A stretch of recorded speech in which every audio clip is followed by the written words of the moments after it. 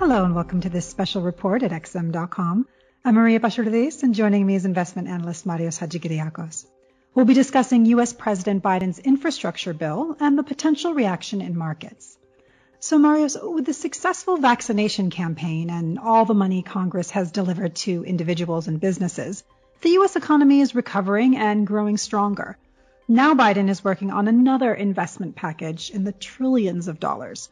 What will this bill focus on, and what are the implications for stock markets and the dollar? Hello, Maria. Well, we've gotten a lot of good news out of the US lately.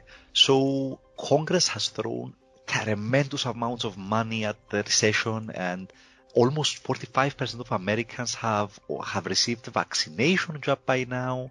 So things are looking better and better. It will probably be a stellar summer in economic data. You have the economy reopening, you have direct money transfers to people, and there's probably a lot of pent-up demand waiting to be unleashed as consumers, are unchained in a sense.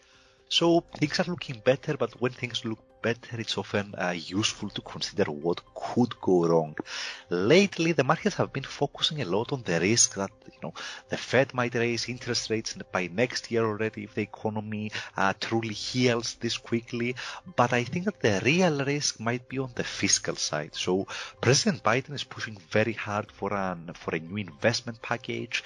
This one will be on infrastructure, but it will also have a component on education and childcare. The catch for markets is that this package might be financed by raising taxes on corporations and on investors.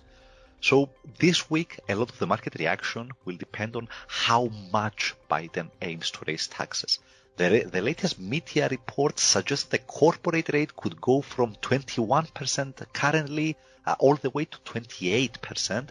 Whereas capital gains on investments might start being taxed in a progressive manner like regular income is, so with the rate scaling higher as the amount itself increases. Now that could have serious implications for stock markets and the dollar. I believe we are likely to see a negative correction, a downside correction in both assets.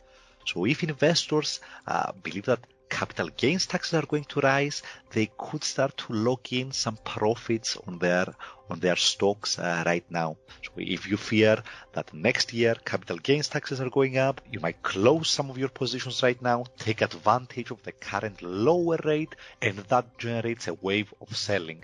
And similarly, if the corporate tax is going up, then suddenly the sky-high valuations of several companies might not make that much sense anymore.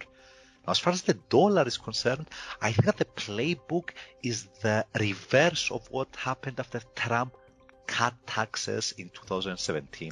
So back then, we cut taxes, both the stock market and the dollar skyrocketed.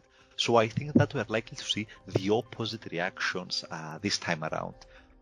Okay, regarding the longer-term outlook for stock markets and the dollar, what should we expect?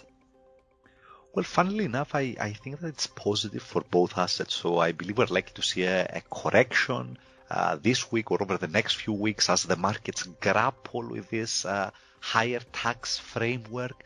But ultimately, I think that the path for both is higher. Now, why is that?